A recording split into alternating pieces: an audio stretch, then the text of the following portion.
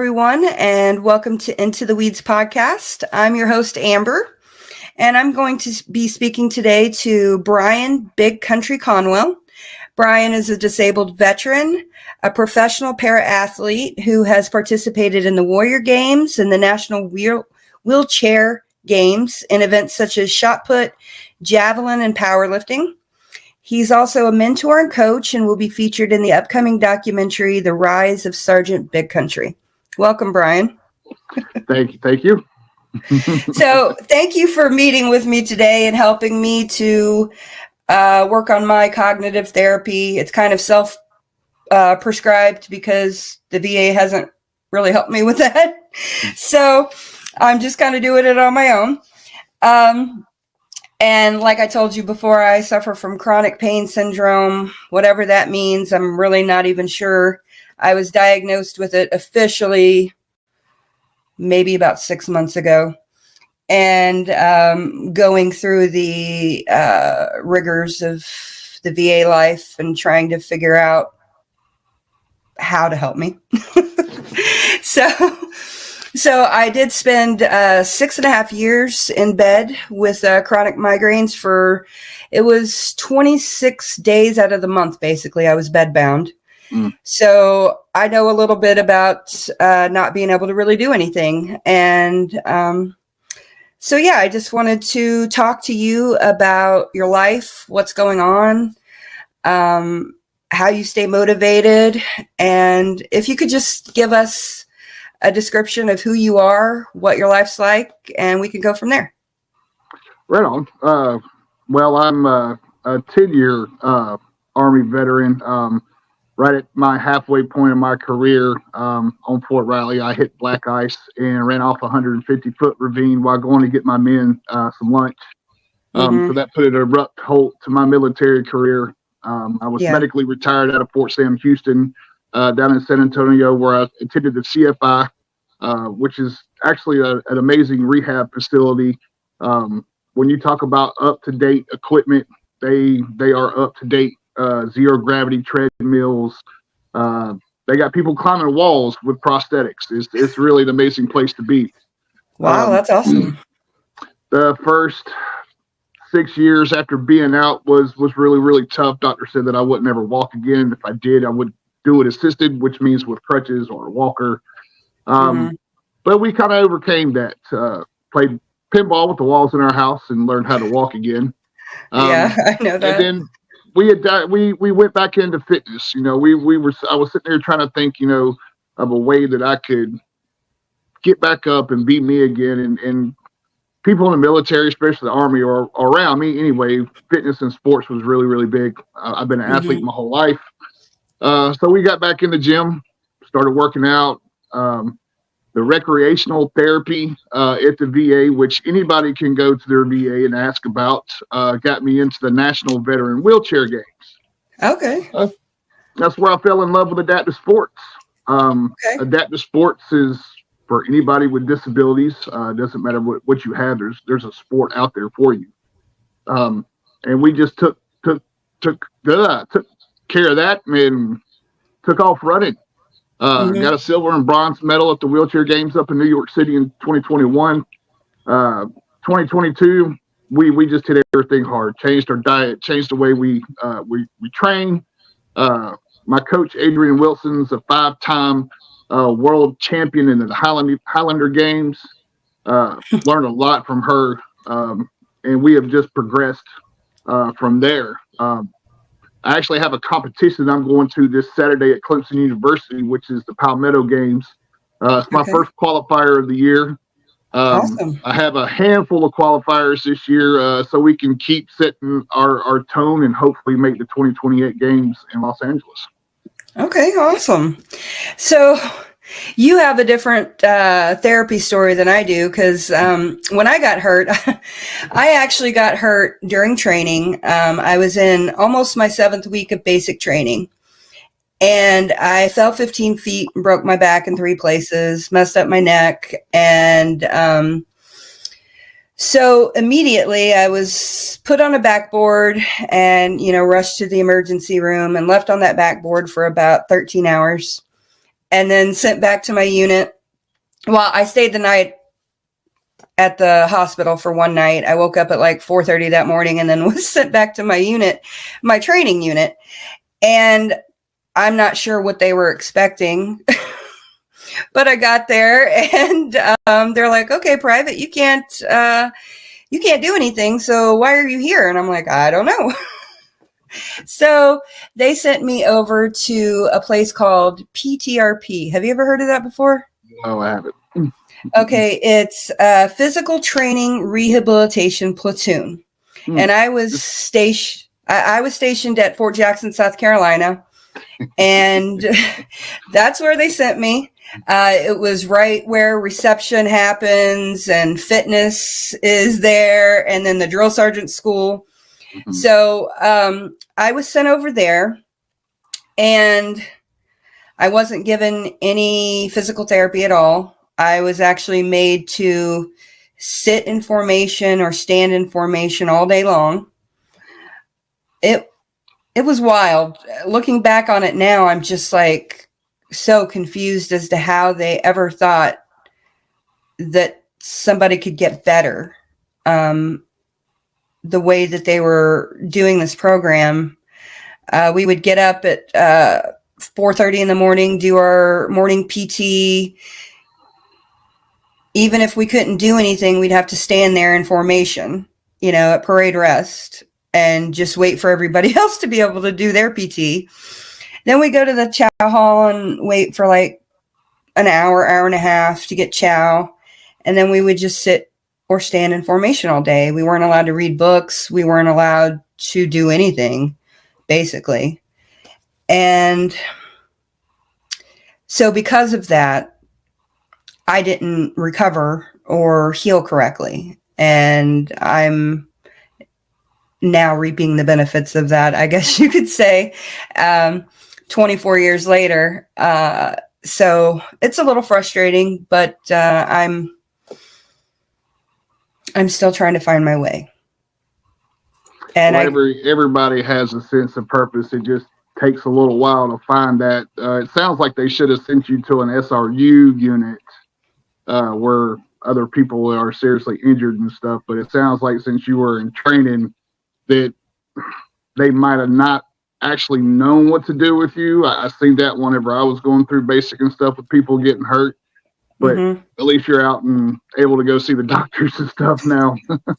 Yes, and I really have been taken very good care of by the VA.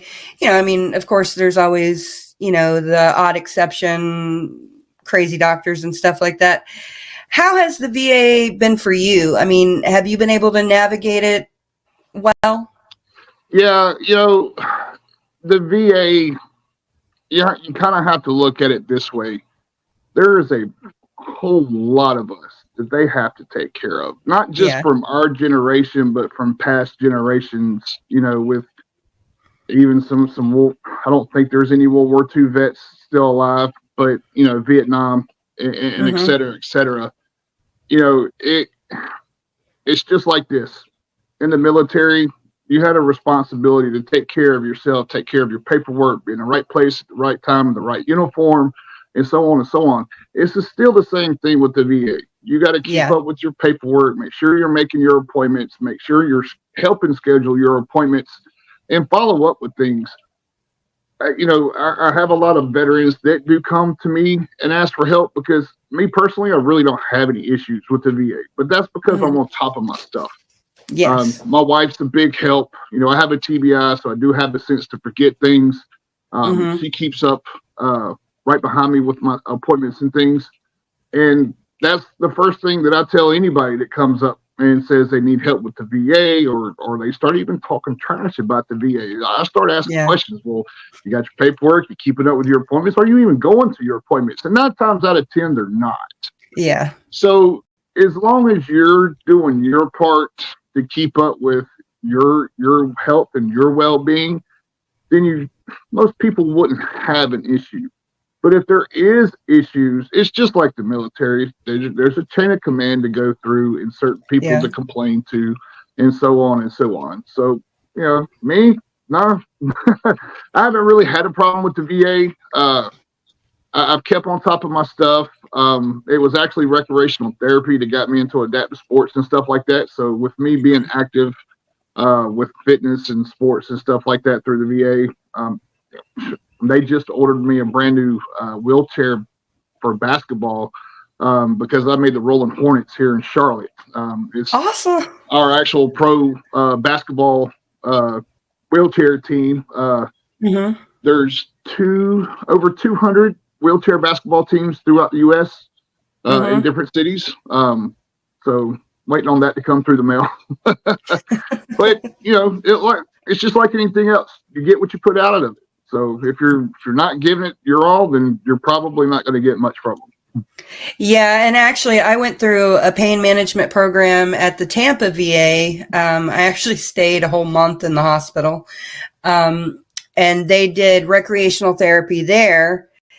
I got involved in stained glass because I had no idea what I wanted to do, and I think I was 22 at the time, 45 now. So, but it wasn't sustainable because I had children, small children, and glass is very dangerous and expensive, by the way.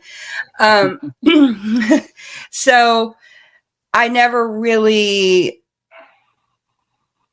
got a whole lot of benefit from the recreational therapy. But I did go through a pain management program again a couple of months ago here in Missouri, and they don't have a recreational program. They don't have a therapy program like that for veterans right now. And I'm trying to get them. What VA are you at? At the Columbia VA in Columbia, Missouri. Okay. Yeah, they have the pain management program where it's like learning how to rest and things like that, pacing, trying to get veterans off of medications, which I haven't been on medication for over 2 years, but I was on tons before. I was on fentanyl and Percocets and all kinds of different things. And I ended up taking myself off of it because I just didn't like who I was on them. Yeah. And those can be really, really devastating to your life. Have you experienced that with medications and things like that? No, I don't take anything from the VA. I actually go to a civilian doctor, which I honestly recommend for anybody that is going to the VA is to always have a civilian doctor on hand too. There are some things that the VA just don't do or they don't have the technology for. So I also see a civilian doctor that pretty much takes care of everything else. The VA, I normally I do my checkups once a year. I use the prosthetic clinic, the amputee clinic, and recreational therapy. So I kind of use them both. But I don't. At one point in time, I took meds from the VA, but I stay away from that. They tend to. Sometimes they can put you on too much at one time. And yes, very much so. I don't like waiting in that long ass line at the pharmacy anyway. I'd rather get my stuff and go rather than wait 2 hours. Oh, I know, or sometimes 4 hours. I've done that before. Yeah, they had me on Lyrica, and I'm telling you what, I think that devil's from the drug, or that drug is from the devil. Well, Lyrica and gabapentin are two medications that if you take over an extended period of time that your body can come dependent on that. So if you don't get your medicine or if your doctor's out of town, you can get really, really sick. With me being an amputee and my right leg from the kneecap down to the ankle's got 30 screws, 4 plates, and a 10-inch rod in it. I'm in pain every day too. I understand what you're coming from. I actually just started into some lower back issues that were just now finding out that when I had my accident that I fractured my back at some point. Oh, okay. I was in the hospital for an entire year, so it healed wrong, kind of like yours did too. Yeah. So now I have a lot of lower back pain, but that's just something that I have to suck it up and get through and start getting used to it. It's not something that's going to get any better.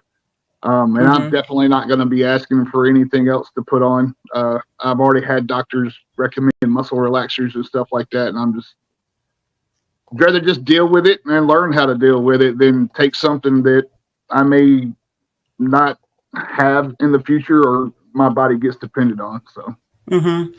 Yeah, it's a slippery slope when you get on medication. It can really turn your world upside down, and I've just decided that I don't want to do it either. And so I'm trying to navigate my life with the pain and everything, trying to figure it out and know when to stop, because that's hard as a person who's been in the military. You always want to keep going further and further and further. And if you hurt, you try to push even harder so you can get it done. And then you're laid up for like a week. Yeah. Actually, my chiropractor has told me that the worst thing that you can possibly do is do nothing. That's awesome. That right there shows that you are making the proper decisions to show your kids that you have to work for what you want. Yes. That not everybody's lucky to have those millionaire parents that just can give you that silver spoon. Yeah. My oldest son, he's out of town going to work. He actually builds radio towers.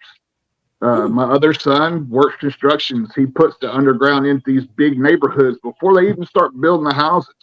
My kids are finally starting to pick it up that if I go work my butt off, I'm going to have the things that I enjoy in life. If you don't work your butt off, you're going to have a hard time living life and being comfortable. And that's one of the messages that I hope and that I'm glad that other people are seeing and have seen, that it really doesn't matter what life throws at you. It's what you're going to do with it. Yeah, when I was going through my 6 years in bed, my kids really suffered. My daughter was already, I think, 10th grade by that time when it started happening and everything. And my son was only in the 5th grade. And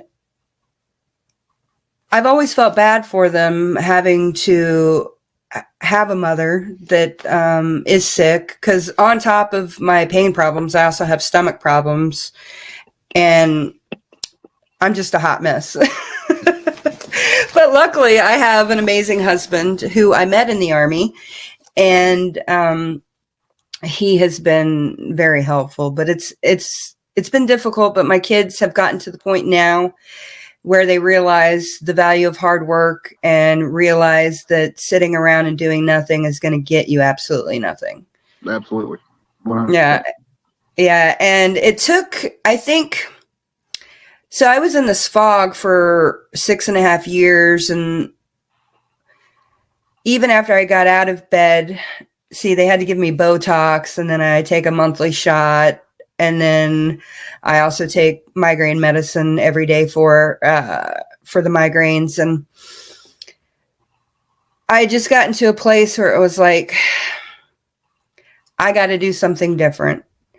And my cousin got put in prison for 25 years. And she deserves to be in prison, but not for 25 years. She was a meth dealer, trafficker, I'm not sure, and kind of part of the family business, unfortunately. But it took her going to prison and talking to her and talking to her through her situation to give me the oomph I needed to get back out there and experience life and be better for my children and for myself. Yeah, sometimes that negative impact from our parents can really put a boost in our lives. I understand where you're coming from on that. I grew up with a mother that was a drug addict, so I understand 100%. it's funny. It's funny that you can learn how not to be from family Oh, members. yes. Not necessarily something that people want to go through, but it's a blessing in disguise. Can Very much so. really really push you towards the right direction to see what not to do in life. Very much so. And that's actually kind of been my philosophy in life. I've had a lot of weird things or stupid things happen to me. There hasn't been a whole lot of instances in which I put myself in a situation where I've made something happen. And so my life has just been like a series of unfortunate events. Kind of like Lemony Snicket or something like that. There is a story or some kind of show that is actually kind of named of what you just said. I cannot. It's on the tip of my tongue, but I cannot remember it. Way back in the day in the 80s, something series of unfortunate events. There's something out there. I'll have to go look that up when we get off. Well, it's actually a book series, I think, and then they readapted it with Jim Carrey on Netflix or something like that. I can't remember. But yeah, things are always happening to me, and I don't even know where I was going with that. But I've grown up, with both of my parents were drug addicts. My father killed himself in my husband and I's home, and our 4-year-old son found him.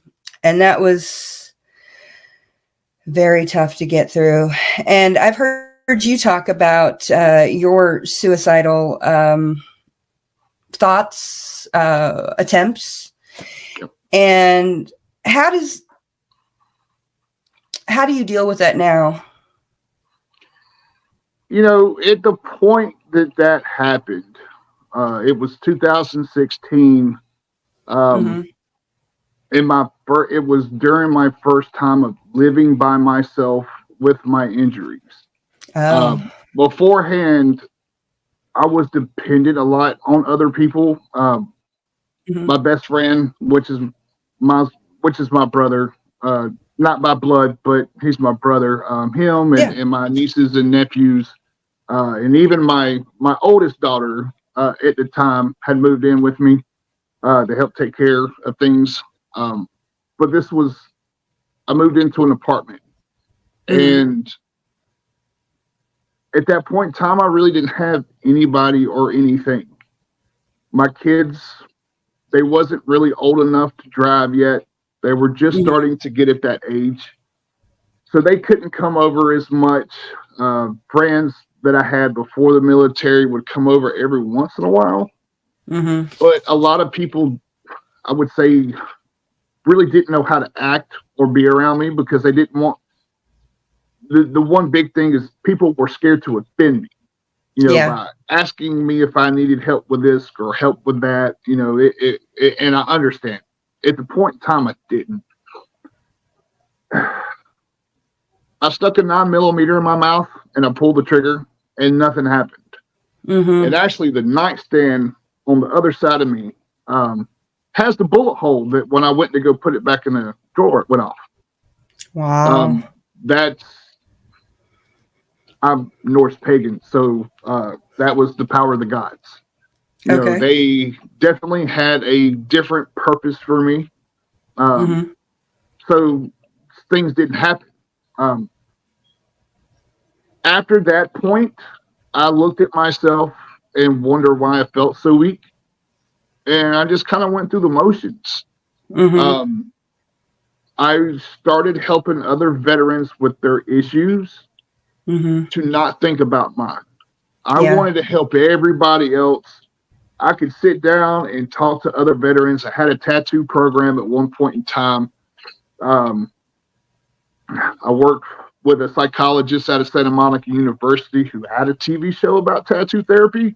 It got canceled because, unfortunately, TV likes to put in unnecessary drama. Yeah. We did that for a little bit, and it was easy to fix other people's problems, but it was hard as hell to fix my own. Oh, yeah. I was overweight, big time, over 400 pounds. walking on crutches, walkers, my wheelchairs. Like I couldn't walk.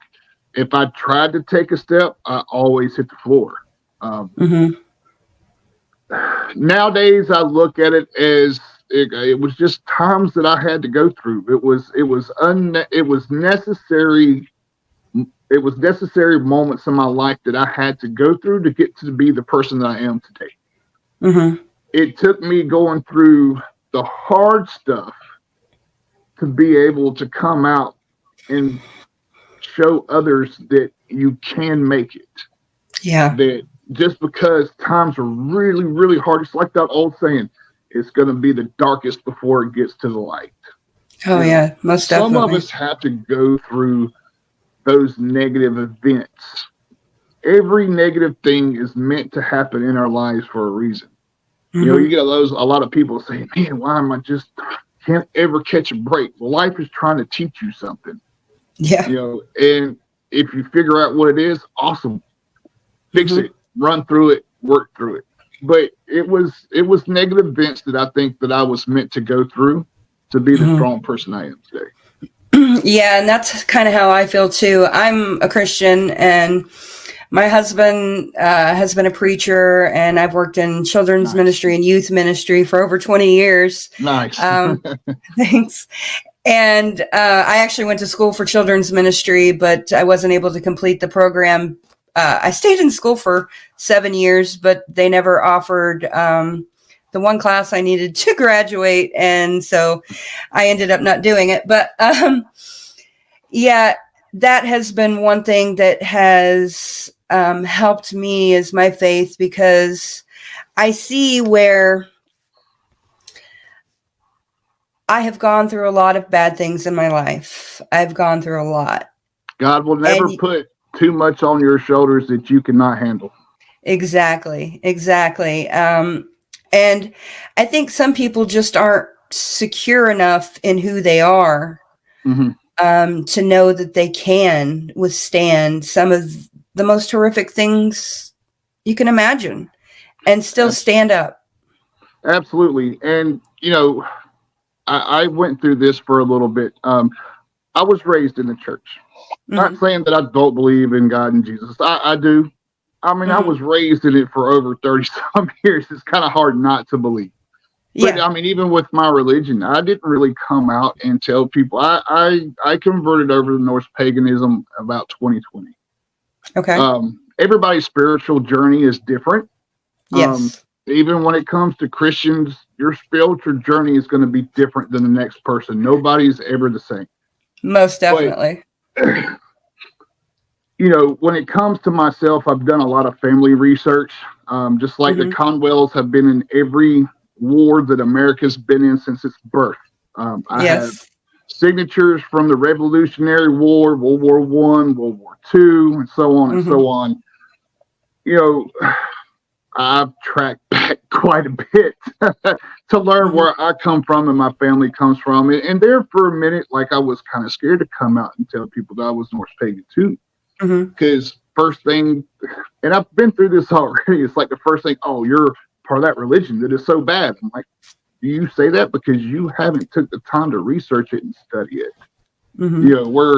We are with nature, we're loving, we're caring, just like Christians and stuff are. What people don't understand is that even in Christianity, there are extremists that take it way too far and in points that don't even need to be.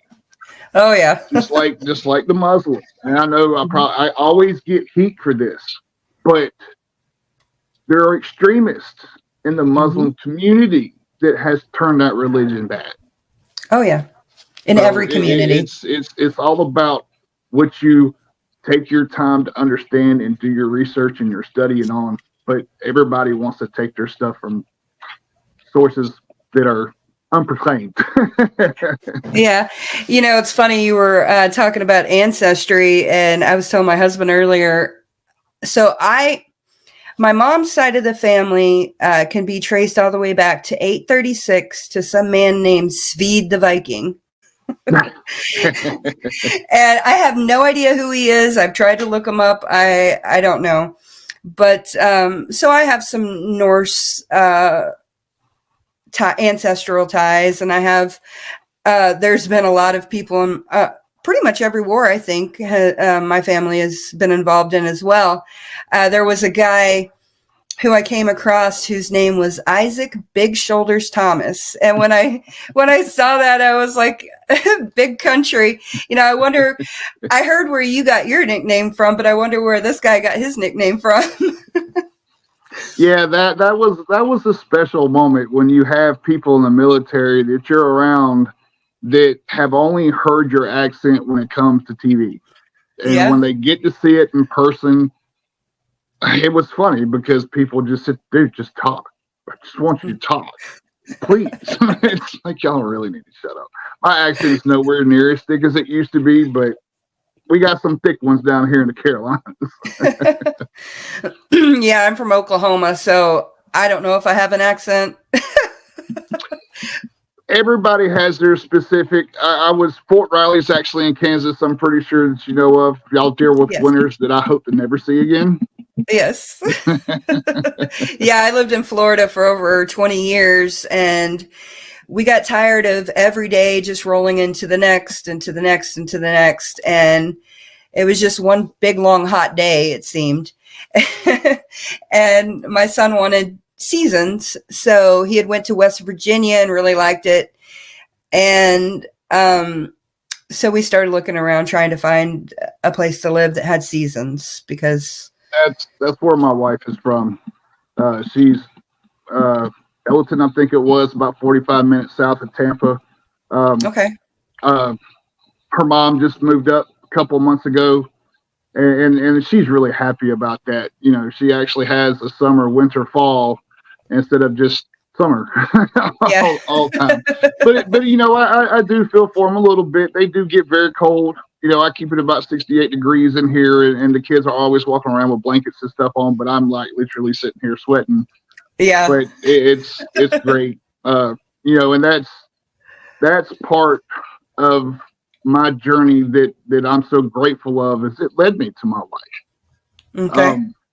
She stalked me on TikTok for a few months, she said, before we even actually talked. But, taking the time and getting through the negative moments that we had to go through to turn into the person that we are today and whatnot. If I didn't go through that stuff, I don't think I would have met her, because it was me just being me, being happy and loving life again, that I think that attracted me to her. And I'm grateful for that.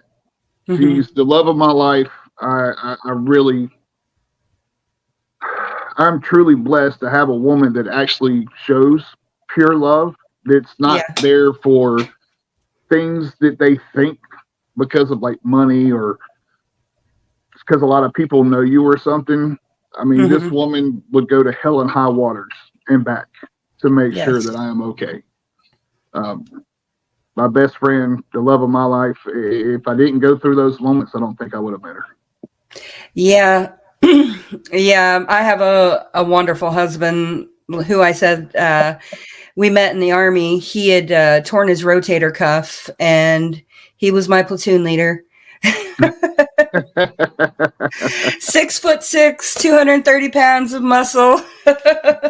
And, I was smitten immediately, and he's been amazing. He's the most wonderful person I've ever met, the smartest person I've ever met. He became my best friend before we started dating. And, I'm just blessed beyond anything I can imagine, anything I ever thought could have been my life. Absolutely. So I wanted to ask you also, I know you're medically retired, but a lot of veterans are not. They deal with veterans percentage ratings. And sometimes that can get into sticky situations with working or with even your leisure activities. I've actually personally had my percentage rating knocked down on accident once before, and they're still trying to restore it. I think I have So I have 90% disability, but I was released or discharged with 10% disability with 3 breaks in my back. It took me this long to get to 90%, and I only got that last year, I think. And technically, I think with VA math, I have close to 200% in percentage ratings, but I only have 90, and then they granted me the 100% unemployability. So now I'm in this category where I'm not allowed to work. If I do make any income, it's supposed to be under poverty level, which is ridiculous. And so I know a lot of veterans fall into this category where they're afraid to even go out and do anything with their life because they're afraid that all of that's going to be taken away from them. And if they can't continue doing that, then they're just going to be left with nothing. How do we deal with that? Well, first of all, find something to make some money under the table.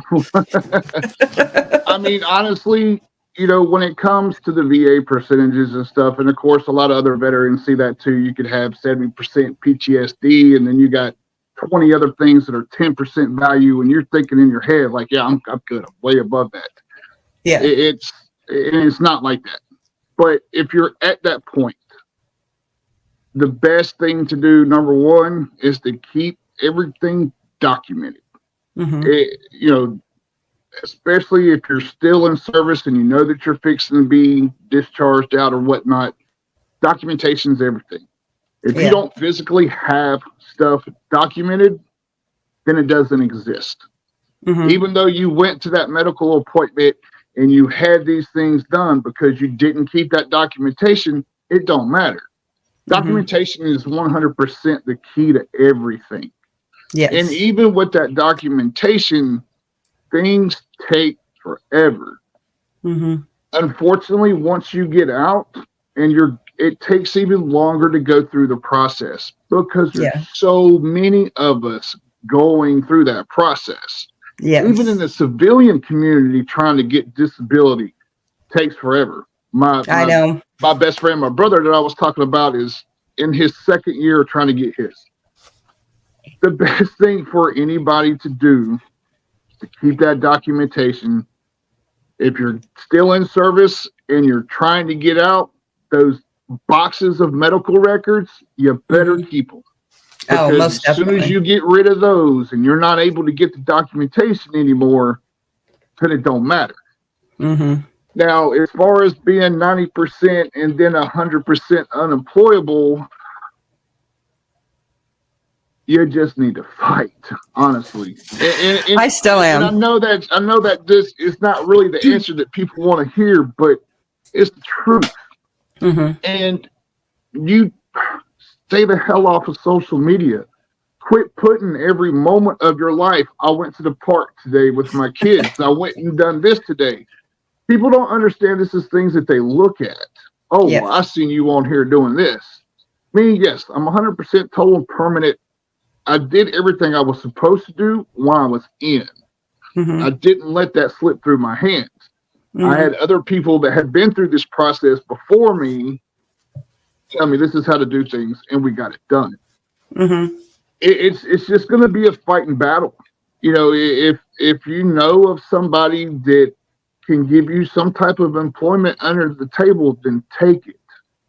If you're able to craft something, or these, I forget the technical name for it, but they buy something off of one site that's really, really cheap. Then they turn around and sell it drop shipping or whatever the hell it's called.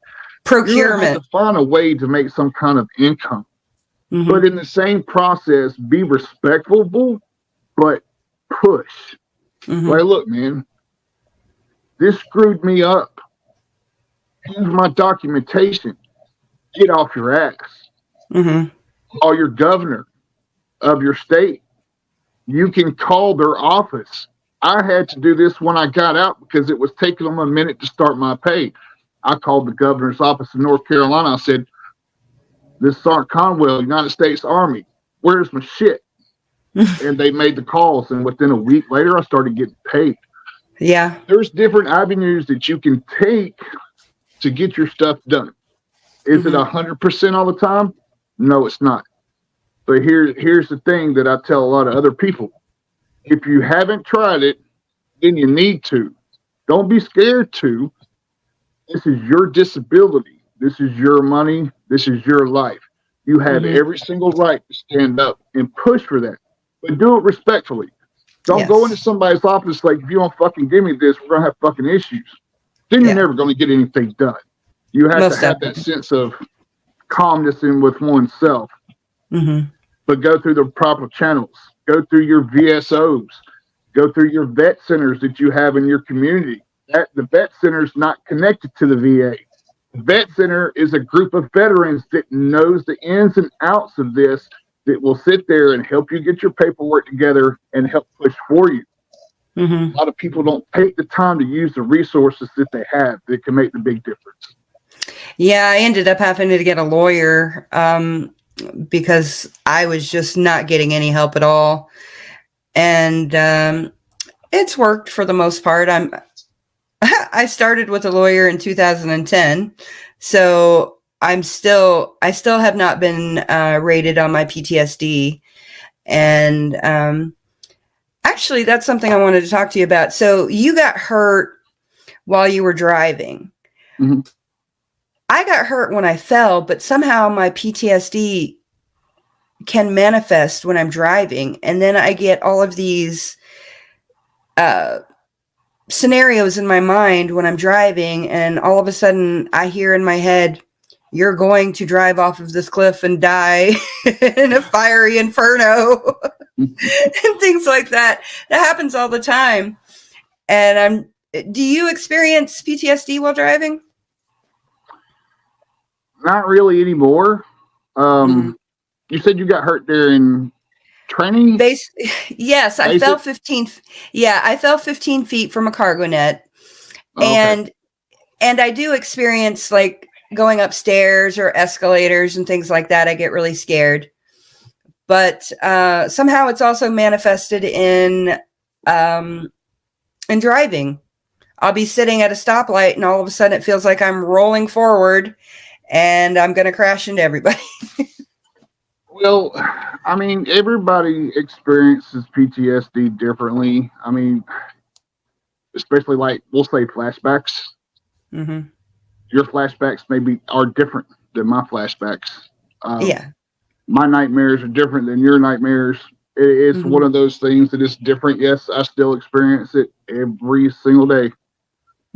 It's one of those things that you also have to learn your trigger points. What's triggering you to have these episodes while you're driving? What's triggering you to have these episodes when you're out in public? You know, that's the big point, is finding your triggers. And if you find your triggers, I know this is going to sound contradictory, but it works. You need to experience those triggers. Like for me, it's literally a man hitting a woman. If I see that, I'm not me anymore. Get the fuck away from me. But there again, I say experience things. So I'll give you two instances. That one and crowds. The first thing I did is I started in a library with my back against the wall. I did that for a few days, and then I'd move away from the wall, do that for a few days.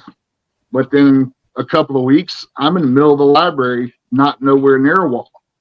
And then I go to a different location that's more populated.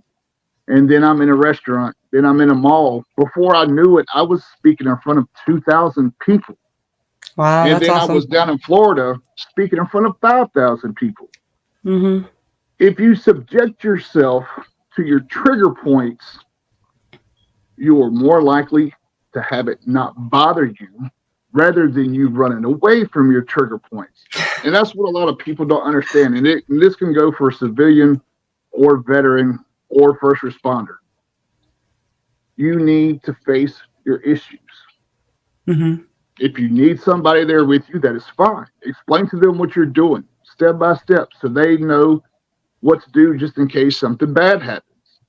Mm-hmm. You got to subject yourself to those trigger points to get your brain used to those trigger points. When we're in the military, and there's a controversial thing about this. This is why our training's so long, is they're reprogramming us to think the military way. Mm-hmm. They don't reprogram us back into civilian life. Yeah. So you have to face those fears and subject your mind to those fears. And they're not fears anymore because you know how to handle them. Yeah. Yeah, my husband does kind of like exposure therapy for me. When we go to the mall, he makes me get on the escalator. He'll stand behind me, so I don't feel like I'm going to fall. But yeah, he does that to me a lot. And actually, I experienced it a couple weeks ago. We went to Gatlinburg, Tennessee, and we were doing some hiking. And of course, I get up so far and then I see this sign, dangerous cliffs, people have fallen and died. And I'm like, oh my gosh, this is happening. And he just held my hand the whole way, stood on the outside, and made me walk. And he's really good about that. So I'm lucky in that aspect, but I still haven't figured out the whole driving thing. I'm still trying to figure that out. It'll come. Got to find out what works. Yeah. So I know we've already been on here a long time. Usually I have a segment on the podcast where we go into the weeds, but I kind of want to talk to you a little bit about what you have in store. What's coming up for you? I'm actually leaving tomorrow morning for Clemson University down in South Carolina for the Palmetto Games. Mm-hmm. This is competition season for me. So about once a month, sometimes twice a month, I'm traveling, going to Arizona at the end of May for a little mini camp. And then I got an international competition in Mesa, Arizona called the Desert Challenge. I'm not going to do anything in June. That's going to be a little bit of much needed family time. We got family coming in. July, me and my wife is driving down to New Orleans for the National Veteran Wheelchair Games. Awesome. And then it turns right into basketball season. It would be my first season with the Rolling Hornets on the military team. And I also coach Little League basketball during the winter. Really? So it's about the norm. We stay in the gym 24/7, 365. That's always a plus. Just like I said, getting ready, trying our best to make the 2028 games. It's not really a tryout thing. You have qualifiers throughout the year, and you have to throw a certain standard. And once you meet that standard, you get put on national teams. And then if you do well in national teams, then hopefully whenever it's time for the games, they select you. We got some big things in the works that I can't really say about. Okay. I wish I could, but there are two really, really huge things that are in the works as we speak. I have to hold my patience because it's very, very exciting stuff I never thought would ever happen to me. But it's coming. Yeah. I'm grateful for these things. I will say that the people that are involved, I really, really thank them for this.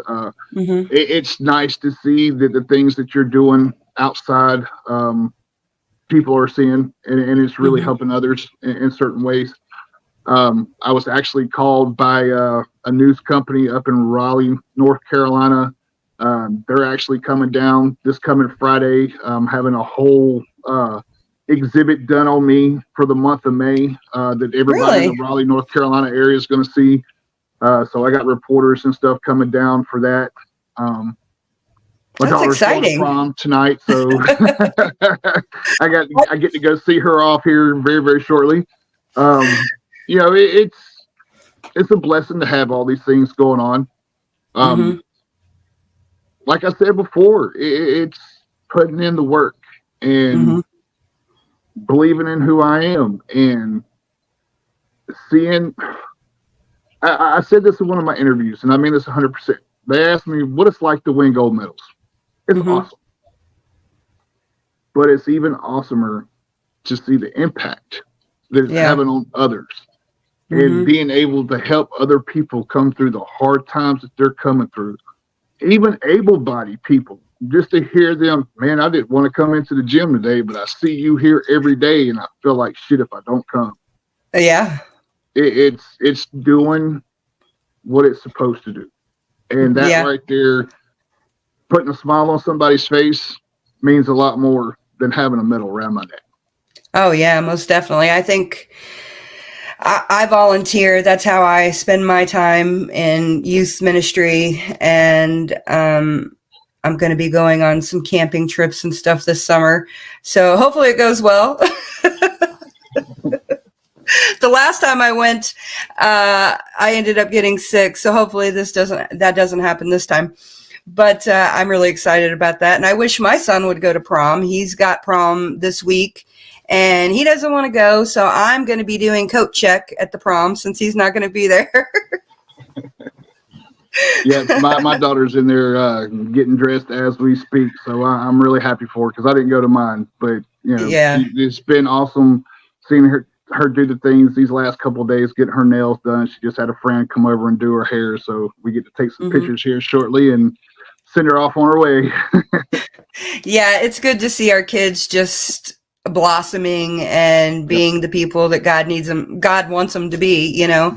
It's mind-blowing, honestly. Absolutely. When I see my children and just knowing where I came from and where my parents came from to where they are now is just inspiring as well. Absolutely.